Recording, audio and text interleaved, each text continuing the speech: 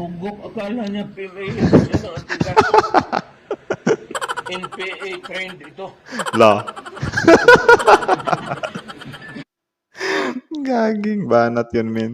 Nag-flex pa siya na NPA trend to. Gagi. So, kumusta mga kanoysi? Welcome back sa ating YouTube channel. So, ngayong araw ay magre-react na naman tayo. Ito ay patungkol doon sa pagpalag ni PRRD kay Trillanes. PRRD binanatan si Trillanes. Wasak! Actually guys, medyo bad mood ako ngayon kasi nag-react ako ng 30 minutes guys. Tapos, hindi na on yung mic. Nasayang yung grabe 30 minutes. But anyways, wala na. Let's move forward. So, ang video ito ay mula kay Agwe TV. Meron ito pamagat na PRRD binanatan si Trillanes. Wasak. So, actually yung thumbnail nito natatawa ko kasi versus nga siya, di ba? Tapos, puro pa may mga gigil yung mukha nila. Kaya naman, yun. Agwe TV, supportahan nyo yan. Original video link nasa description box below. Tapos, yun. Kung trip nyo ng mga ganitong reaction video, may kasama kayo manood, syempre, wag nyo na rin kalimutan i-subscribe yung YouTube channel natin. Filipinoisy. So, di na natin patatagal, diba? Simulan na natin. Again, ang title nito, PRRD binanatan si Trillanes. Wasak. Start. Mayor, Yes. sabi ni Trillanes, dapat daw, matapos nung ininsulto, pinagbintangan ang presidente nung nagdaang rally, dapat mag-resign na daw si VP Sara as Education Secretary and as Vice President as Delicadesa. Ito yung about dun sa sinabi ni Trillanes. Ano ba yan? Nag-aano-ano na yung nanay, yung kapatid at tatay mo. Tapos, kumbaga parang namamangka daw sa dalawang ilog. So, ito yung sagot ni PRRD doon. Si Trillanes, huwag mong pakinggan yan. Kasi ang mismong militar hindi nga nakikinig sa Boom. kanya. Ang may naiwan sa kanya konti, yung mga classmate niya. Alam mo, nasa totoo yan. Gagi, natawa ko dun sa naiwan ng konti classmate niya. So, ibig sabihin, mga nasa 10-5 lang yung mga naniniwala daw kay Trillanes. Grabing atake yun, man. Trillanes is a simple tone. Simple. Walang idea, sige bitaw-bitaw ng salita, hindi niya alam ang batas. Basta kung ano lang yung stock knowledge niya na pag-aralan niya. No? Buong itong ito eh. Ito ang typical Ang lutong ng murang yun, men. na tinatawag ng mga Tagalog na torpe. Hanggang walang utak to. Walang utak to. Huwag kang makinig dyan kasi Trillanes. Mga military, hindi na nakikinig eh. Tanungin mo yung mga, marami itong military, magtanong kayo. Hindi na nila pinapansin yan. Parang expelled na yan. Sa ginawa niya doon kay Reyes. Hindi naman tao. Grabe, no?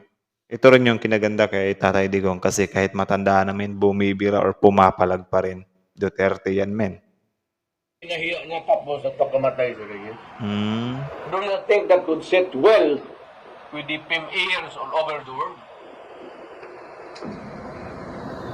Ang akala lang niya, he was doing a heroic duty. Boom. Mga Trillanes, parang ano, sino ba eh? Sino bang iyakulong kay Trillanes dito?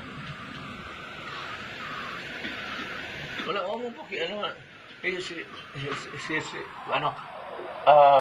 Tingnan mo yung masabi based on my track record. Ang ano niyang, ano niya, you know my track record. Anong track record ng po na ka? Nag-mutiny. Gagi, par daming mura nito, men. Track record. Kasi sila yung nagpauso ng mga track record, men. Like, yan yung track record ko. Parang hindi naman pwedeng pagbasihan mo rin yan, di ba? Kasi, di porket may track record ka, mabuti ka ng tao or whatsoever, di ba? Hindi valid yun, men. Malabo yun. Tapos pagdating ng pulis, nag-surrender ka. Akala ko ba matapang ka, magpagkamatay kang ginawa? Buti lang, hindi ako na pulis doon. Putang yan, binaril nila. Mayabang na. Sana ang nanay niya, kung nakikinig, sabi mo, badlungan na imong anak. Nagkakalat sa mundo. Gagi, par. badlungay mong anak. So, parang ano siya, sawayin mo yung anak mo kasi paklat-kalat sa mundo or kalat lang sa mundo. Tarantade.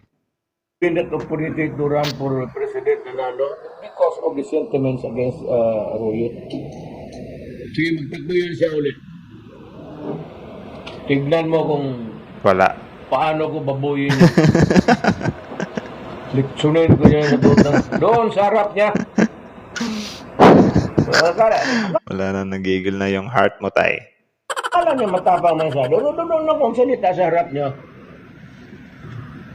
Ugok, akala niya PMA. NPA trained ito.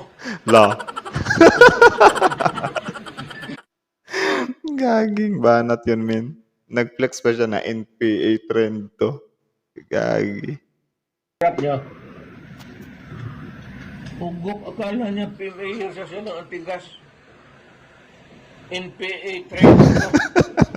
Tumatawa yun sa loob. Siya PMA. Ito NPA. Okay, yes. Iba talaga yung Caracas ni P. Duterte, men. Sobrang tapang talaga, like, grabe. Unstoppable yung tapang eh. So yun lang naman, sobrang nai-enjoy lang ako sa video yun kasi nga, yun naman talaga si Duterte, no?